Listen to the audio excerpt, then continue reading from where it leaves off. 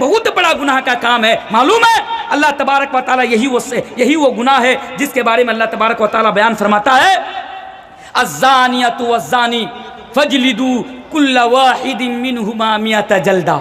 अल्लाह ने कुरान में कहा यह ज़िना इतना बड़ा गुनाह है, यह ज़िना इतना कबीर गुनाह है। अल्लाह फरमाता है अज़्ज़ानियतु वज़्ज़ानी फजलिदू कुल्ल वाहिदिन मिनहुमा मियत जल्दा, कि उनको 100 कोड़ा लगाया जाएगा। आपके समाज में अगर किसी ने ज़िना कर लिया 100 कोड़ा उसे लगाओ। अगर वो गैर शादीशुदा हो तो, अगर वो गैर शादीशुदा हो तो, अगर शादीशुदा हो तो क्या है, आज हमारे समाज में ये बुराई आम है। मौलाना साहब, हमारे गांव का एक नौजवान ने अपनी भाभी को लेकर भाग गया। मौलाना साहब, हमारे गांव में एक दूसरी की बीवी किसी और के साथ पकड़ी गई।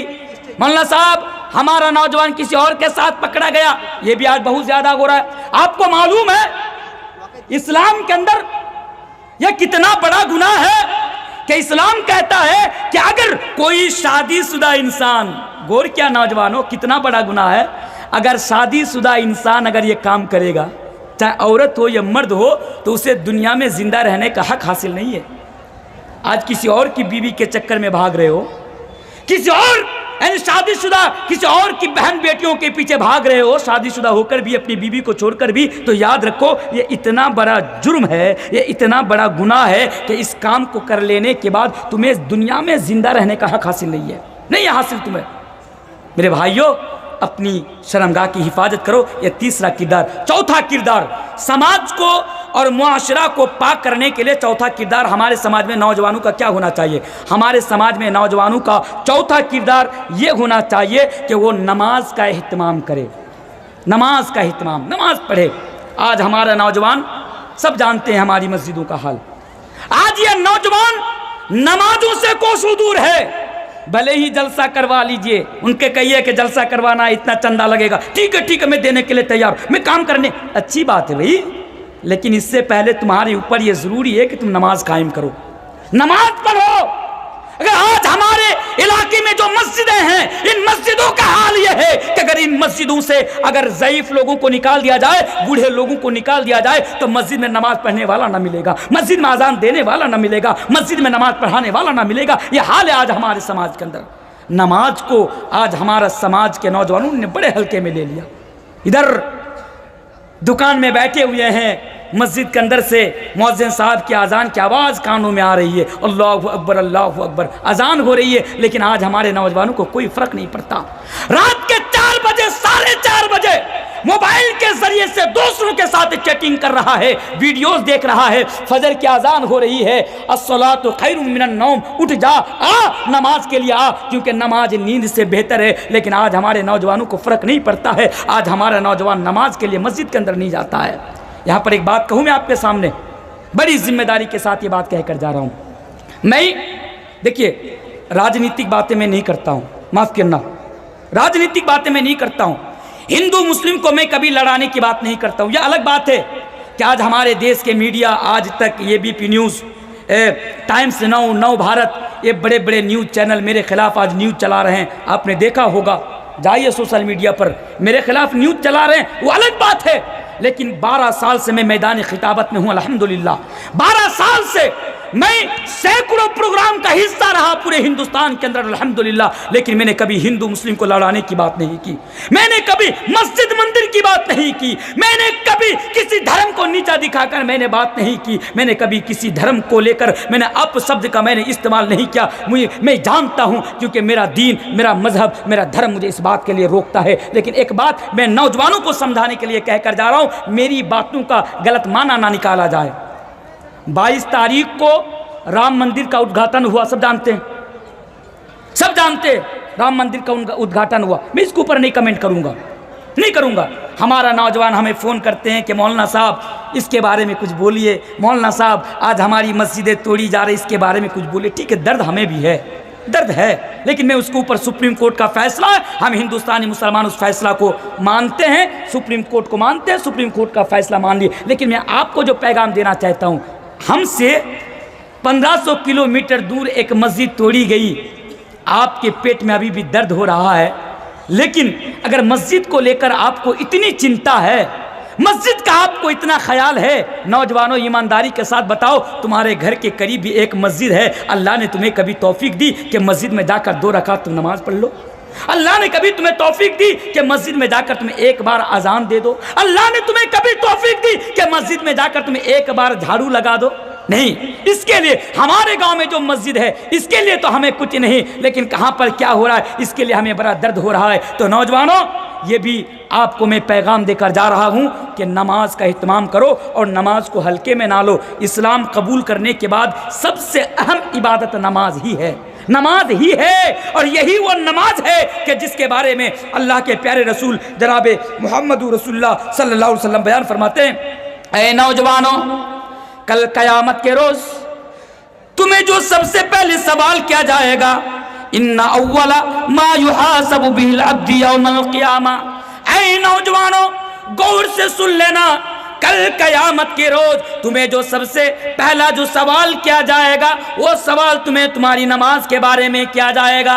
इसलिए खुदारा, ऐ नौजवानों, मैं बड़ी ही अदब और इहतराम के साथ में आपसे कहकर जा रहा हूँ, नमाज का इत्माम करो, नमाज का इत्माम करो, नमाज को ज़ाय न करो, नमाज को बर्बाद ना करो। यही वो नमाज है कि कल कयामत के दिन जब जन्नती जन्नत के अंदर चले जाएंगे, जहन्नमी जहन्नम के अंदर चले जाएंगे, जहन्नम में रहने वाले लोग जब यानी जन्नत में रहने वाले लोग जब जहन्नमी लोगों को सवाल करेंगे, मा सलककुम फी सकर, मेरा भाई बताओ आज तुम जहन्नम के अंदर क्यों हो? वो जवाब देगा, जहन्नम में रहने वाला आदमी जवाब देगा, मेरा भाई मैं दुनिया में तो सब कुछ करता था, जलसा कराने में आगे, सुनने में आगे, सब कुछ करने में मैं पेश रहता था, मैं आगे आगे रहता था, लेकिन कुरान कहता है, वो जवाब देगा, क़ालू लम नकु मिनल मुसल्लीन, मैं दुनिया में नमाज नहीं पढ़ता था, मैं दुनिया में नमाज को ज़ाय कर देता था, मैं दुनिया में नमाज को यूं ही बर्बाद कर देता था।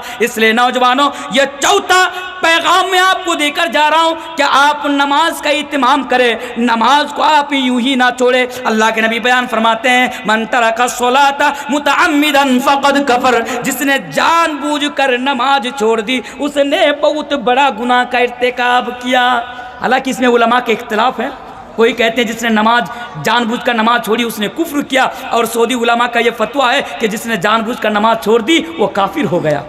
मैं उधर नहीं पढ़ना चाहूँगा क्योंकि मेरे अंदर इतना इल्म और इतनी सलाहियत कहाँ कि मैं इख्तिलाफी मसाइल आपके सामने बयान करूँ, लेकिन इतना मैं आपके सामने ज़रूर बता के जा रहा हूँ कि नमाज छोड़ना इस्लाम के अंदर ये बहुत बड़ा गुनाह है, यह बहुत बड़ा गुनाह है नमाज छोड़ना। इसलिए नौजवानों, अपनी ज़िंदगी में कभी नमाज को ना छोड़ना। बोले इंशाअल्लाह, अज़्म कीजिए आज कि आज के बाद कभी मैं नमाज नहीं छोड़ूंगा। बोले इंशाअल्लाह, इंशाअल्लाह। अच्छा, ये चौथा किरदार।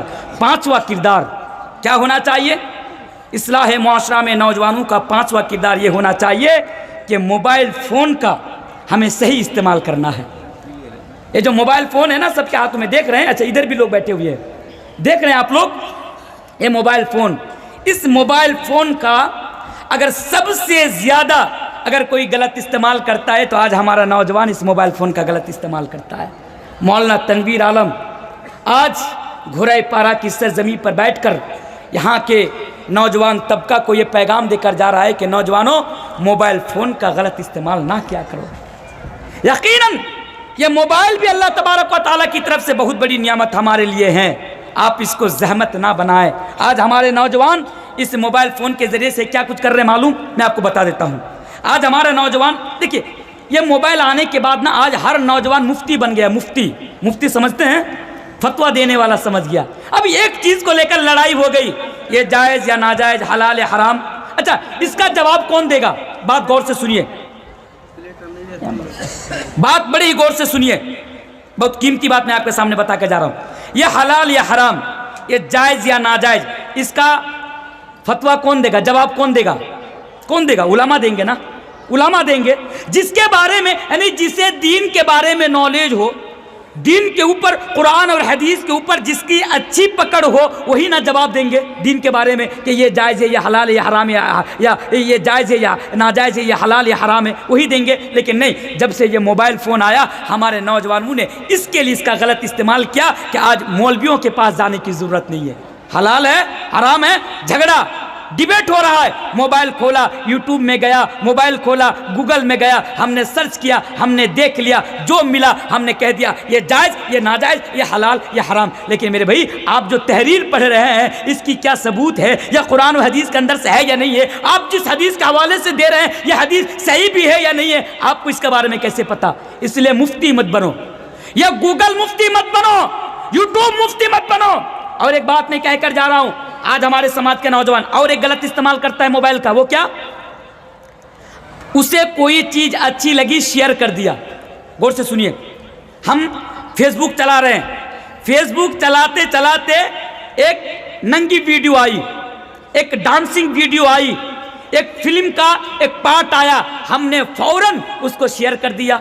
हम गलत चीज देख रहे हैं, हम उसको शेयर कर रहे हैं। एक गलत चीज हम देख रहे हैं, दोस्तों को टैग कर रहे हैं, अपनी सहेली क्या बोलता है, अपने किसी और को टैग कर, यानी एक चीज को मोबाइल के जरिए से हम और आप शेयर करते जा रहे हैं, गंदी चीजों को। मालूम है अल्लाह तबारक व तआला ने कुरान करीम के अंदर कहा, ऐ नौजवानों इस पैगाम को याद रखना, जब तक दुनिया में जिंदा रहना, मोबाइल के अंदर किसी गंदी चीज को शेयर करने से पहले, यानी नश्र करने से पहले, फैलाने से पहले एक बार नहीं 1000 बार सोच लेना ये कितना बड़ा गुनाह का काम है और कितना गलत काम है। अल्लाह तबारक व तआला कुरान करीम के अंदर बयान फरमाता है, इन्नल्लज़ीना युहिब्बूना अन तशिअल फाहिशतु फिल्लज़ीना आमनु लहुम अज़ाबुन अलीमुन फिद दुनिया वल आखिरह। जो लोग ऐसा करते हैं, गंदी चीज़ों को फैलाते हैं, नश्र करते हैं, शेयर करते हैं, ऐसे लोगों के लिए दुनिया में भी दर्दनाक अज़ाब है। लहुम अज़ाबुन अलीमुन फिद दुनिया वल आखिरह, और ऐसे लोगों के लिए आखिरत में भी दर्दनाक अज़ाब है।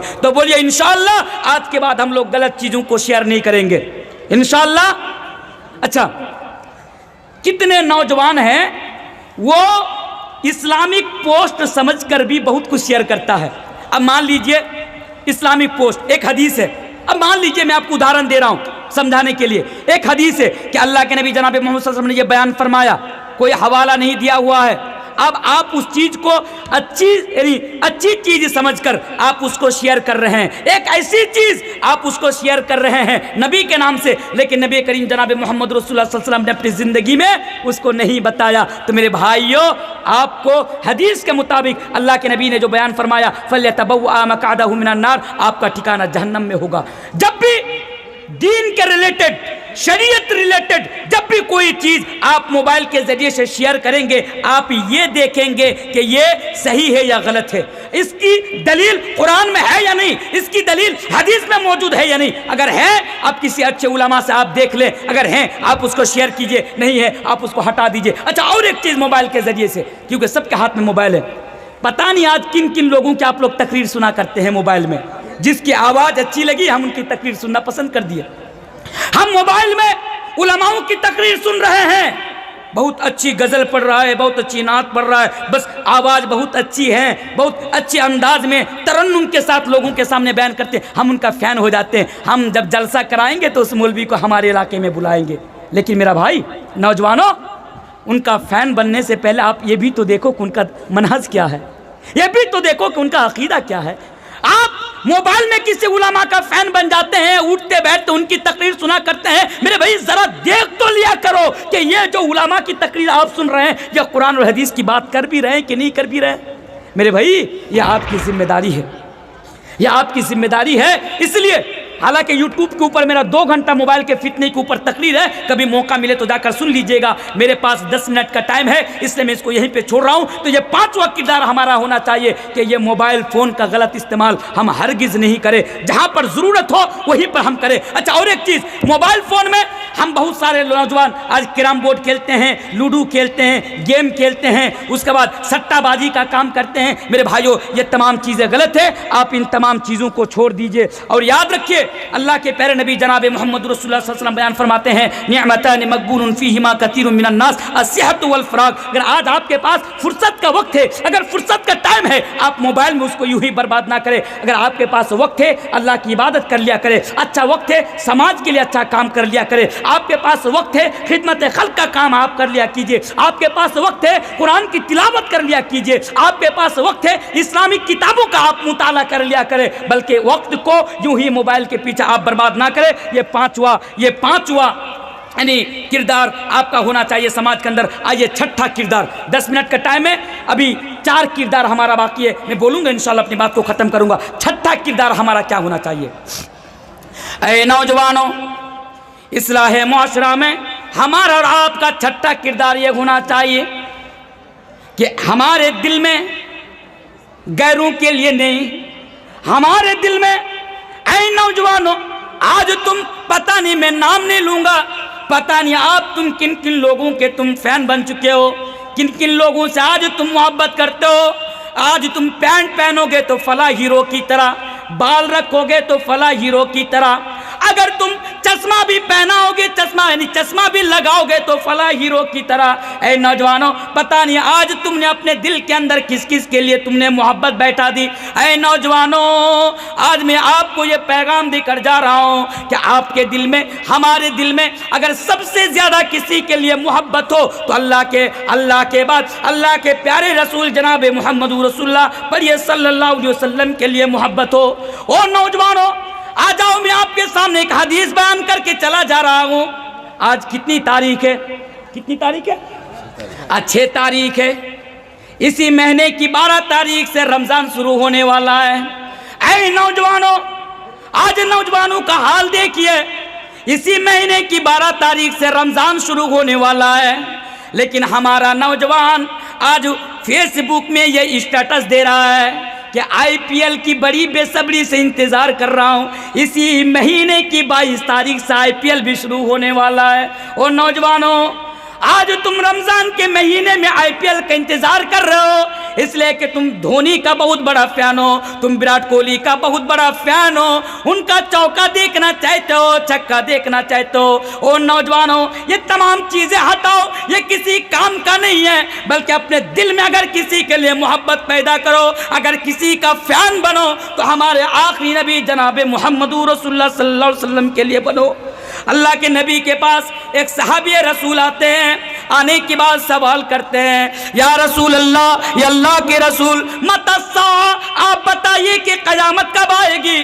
अल्लाह के नबी से सवाल किया जा रहा है, मतस्सा, बताइए क़यामत कब आएगी? अल्लाह के नबी ने फरमाया, तुम क़यामत के बारे में पूछ रहे हो, पहले ये तो बताओ कि क़यामत के लिए तुम्हारे पास क्या तैयारी है? उसने जवाब दिया, ये अल्लाह के नबी, मेरे पास तो क़यामत के लिए बहुत ज़्यादा तैयारी नहीं है, मेरे पास तो क़यामत के लिए बहुत ज़्यादा नेकियां नहीं है, लेकिन अल्लाह के नबी, मैं अल्लाह से और अल्लाह के नबी से मैं बेइंतहा मोहब्बत करते हैं, यानी अल्लाह और अल्लाह के रसूल से मैं मोहब्बत करता हूँ। इस हदीस के रावी हज़रत अनस इब्न मालिक है, वो वहाँ पर बैठे भी हुए हैं, लेकिन मेरे भाइयों, अल्लाह के प्यारे नबी जनाब मोहम्मद रसूलुल्लाह सल्लल्लाहु अलैहि वसल्लम बयान फरमाते हैं, ओ लोगों सुनो, दुनिया में जो जिससे मोहब्बत करेगा कल क़यामत के दिन वो उसी के साथ रहेगा।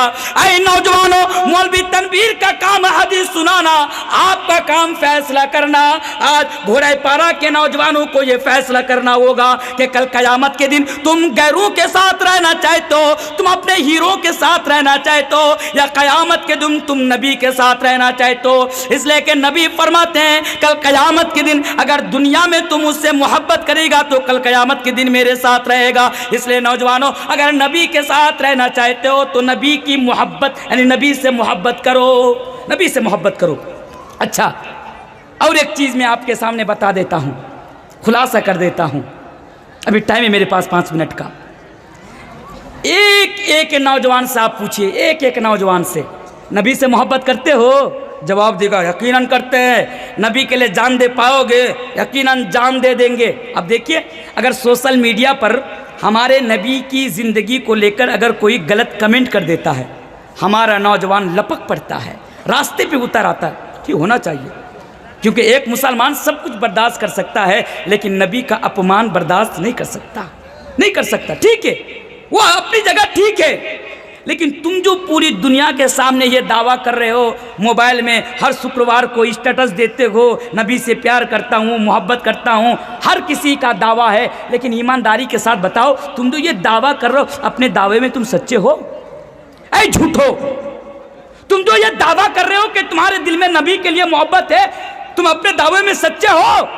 आप बोलेंगे मौलाना साहब सच्चे तो हैं, लेकिन यार तुम्हारे चेहरे पर दाढ़ी नहीं है, ये कैसी मोहब्बत है?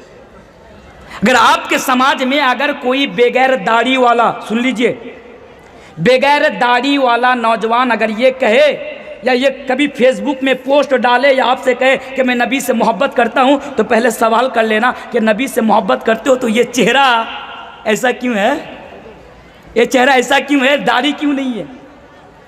मेरे भाइयों, आज मोहब्बत का दावा तो सब करते हैं, लेकिन हकीकत तो ये है कि आज हम उसको पूरा नहीं करते। मोहब्बत का माना क्या है नौजवानों, ये हमारा छठा किरदार है मोहब्बत। आज बहुत सारे नौजवान यानी हाथों में ताबीज़ लटकाए हुए हैं, गले में ताबीज़। नबी ने कहा जिसने ताबीज़ लटकाया उसने शिर्क किया। ताबीज़ लटकाना बहुत बड़ा गुनाह है। बहुत सारे ऐसे नौजवान हैं गले में ताबीज़ है, उससे कहो ऐ ताबीज़ लटकाना ये शिर्क है, ये गुनाह है, चल फेंक, ताबीज़ उठाकर फेंक। वो क्या जवाब देता है, मौलाना साहब रहने दीजिए, रात को बिस्तर पे पेशाब कर देता हूँ इसलिए इमाम साहब ने दिया है। यह हाल है हमारे नौजवानों का। हाथ में सोने की अंगूठी है, ऐ तुम्हारे लिए सोने की अंगूठी पहनना हराम, चल निकल, फेंक उसको, उतार दे। अक्सर नौजवानों के हाथ में सोने की अंगूठी है, 4-4 अंगूठी डाल के रखते हैं। कहो हराम है, क्या जवाब देता है, मौलाना साहब 4-5 दिन रहने दीजिए ना, ससुराल की तरफ से अंगूठी मिली है, बाद में खोल दूंगा। और वो झूठा दावा करता है कि मैं रसूल से मोहब्बत करता हूँ। ये मोहब्बत नहीं है। अगर सच में आप नबी से मोहब्बत करते हैं तो मोहब्बत रसूल का तकाजा ये है कि आप नबी करीम जनाब मोहम्मद रसूलुल्लाह पढ़िए सल्लल्लाहु अलैहि वसल्लम की आप इताअत करें। दुनिया में कदम कदम पर आप उनके मुताबिक यानी उनकी इताअत और फरमाबरदारी करते हुए आप अपनी ज़िंदगी गुजारें। यह छठा किरदार हमारा होना चाहिए। और आगे आइए, 7वां किरदार इस्लाह मुआशरा में हमारा क्या होना चाहिए। 7वां किरदार हमारा ये होना चाहिए कि हम दुनिया में रहकर आखिरत की तैयारी करें, आखिरत को अपना टारगेट बना। आज जो जितने भी नौजवान हैं इनका टारगेट दुनिया है, आखिरत नहीं है। पूछो तो सही इनसे, ये आखिरत के बारे में ये जानता भी नहीं है। ये समझता है, एक नारा है हमारे नौजवानों का, दुनिया जलती है जलने दो। एक नारा है, दुनिया जलती है जलने दो। और मैं भूल रहा हूँ उस नारा को। वो कहते हैं कि दुनिया जलती है जलने दो और अपनी मन के मुताबिक ज़िंदगी गुजारो। इस तरह कल ही मैं इस नारा को देख रहा था तो वो नारा यूँ है, मैं इसको कोट करके भी रखा हूँ कि दुनिया जलती है जलने दो, खाओ पियो और ऐश करो। ये नारा था, दुनिया जलती है जलने दो, खाओ पियो और ऐश करो। अच्छा, फिर तुम में और एक जानवर में क्या फ़र्क रह गया है। तुम्हें खाने पीने के लिए दुनिया के अंदर भेजा गया है। ऐ नौजवानों, तुम्हें दुनिया के अंदर खाने पीने के लिए नहीं भेजा गया है कि दुनिया जलती है जलने दो, खाओ पियो और ऐश करो। ऐ नौजवानों, तुम्हें दुनिया के अंदर भेजा गया है कि तुम दुनिया में रहकर आखिरत की तैयारी करो, आखिरत की तैयारी करो। किस आखिरत की?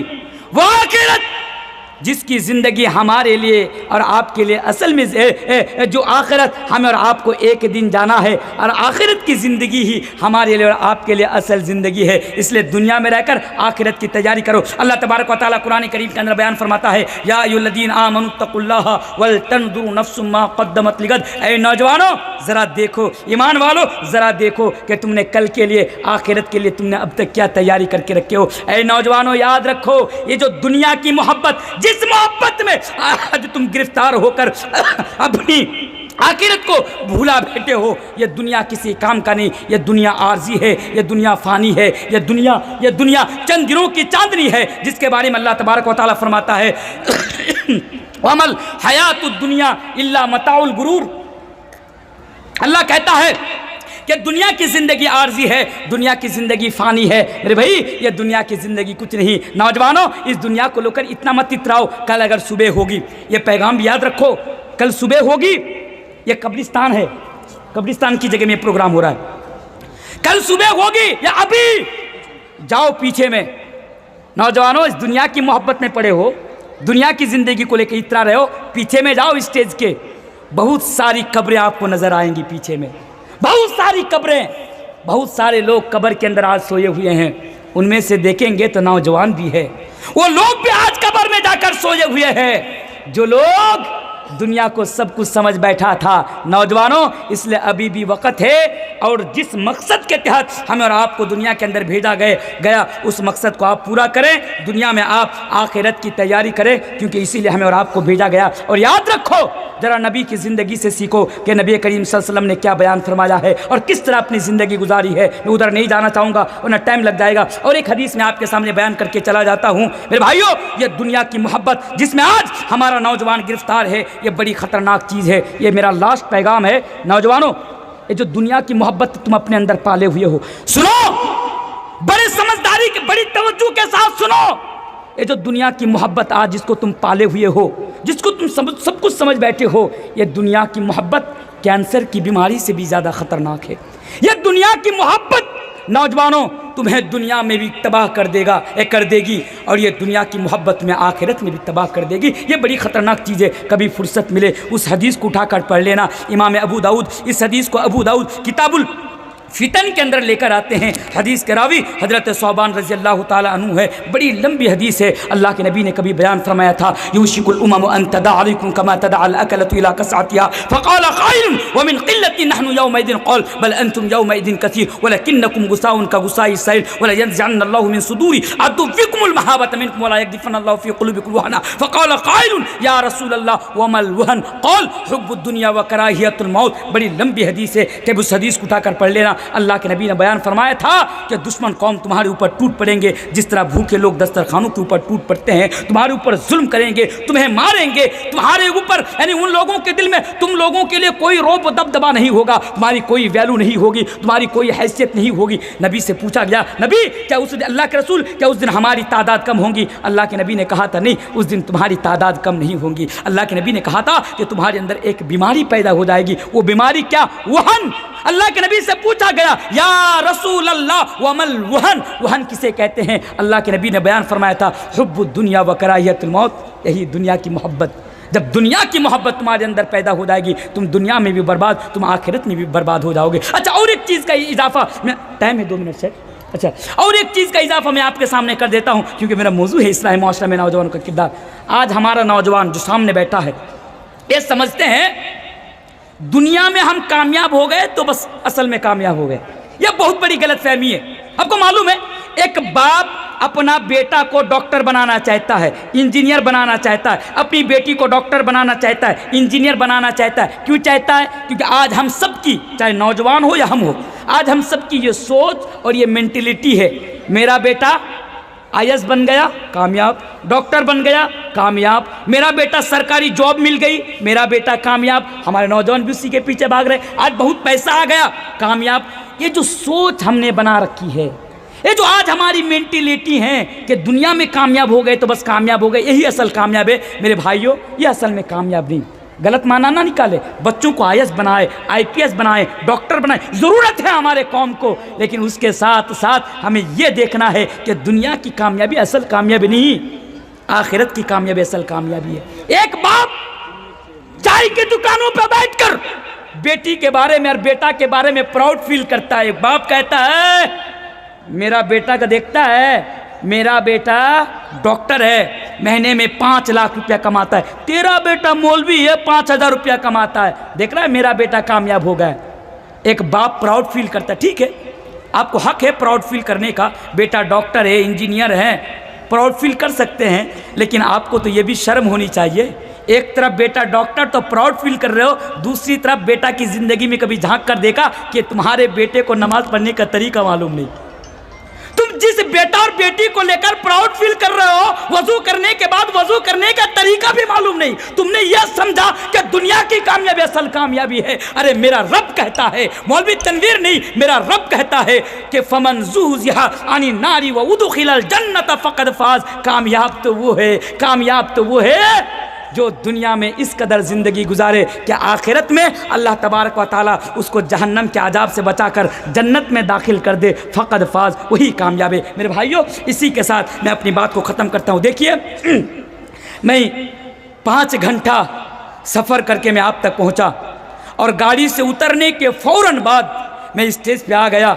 ऐसे भी मुसलसल प्रोग्राम होने की वजह से तबीयत इजाज़त नहीं देती है कि ज़्यादा देर तक बात करूं, और फिर आज तो मुझे 5 मिनट भी आराम का मौका नहीं मिला, फिर भी मेरे पास जो 1.25 घंटा या 1.5 घंटा से ज़्यादा का जो मेरे पास वक्त था, मैंने इसको अपनी ज़िम्मेदारी समझकर इस ज़िम्मेदारी का हक जहाँ तक हो सका मैंने अदा करने की आपके सामने कोशिश की। आज जो मैंने आपके सामने आप लोगों के बीच जो मैंने जिस मौजू के ऊपर मैंने खिताब किया वो है इस्लाह माशरा में नौजवानों का क्या किरदार होना चाहिए। तो मैं 1 मिनट माजरत के साथ ये पैगाम आप तक देना चाहा कि हमारा समाज उस वक़्त तक नहीं सुधर सकता जब तक हमारा नौजवान नहीं सुधरेगा। समाज को सुधारना है, नौजवान तुम सुधर जाओ, इंशाअल्लाह समाज भी सुधर जाएगा, हमारी कौम भी सुधर जाएगी। इसी के साथ आखिर में अल्लाह तबारक व तआला से दुआ करता हूँ कि इलाहुल आलमीन तो हम सबको अपनी अपनी ज़िम्मेदारी का हक अदा करने की तौफीक अता फरमा। ये इलाहुल आलमीन तो हम सबको किताबुल्लाह और सुन्नत रसूल के मुताबिक ज़िंदगी गुजारने की तौफीक अता फरमा। और जाते जाते मैं ये भी कहकर जाऊँगा कि अगर आप लोगों को मेरी किसी बात से तकलीफ़ पहुँचे इसके लिए मैं माजरत चाहता हूँ। मेरा उद्देश्य आपको तकलीफ़ देना नहीं बल्कि मेरा मकसद आपकी इस्लाह है। और कुरान हदीस के मुताबिक अंदर अगर कहीं से अगर गलती हो, इंसान हूँ, गलती हो सकती है, मैं इसके लिए अल्लाह से माफ़ी मांगता हूँ। हयात बाकी तो मुलाकात बाकी। अस्सलामु अलैकुम व रहमतुल्लाहि व बरकातुहू। वालेकुम अस्सलाम व रहमतुल्लाहि व बरकातुहू। शुक्रिया। ये तो शेख हज़रत शेख तनवीर आलम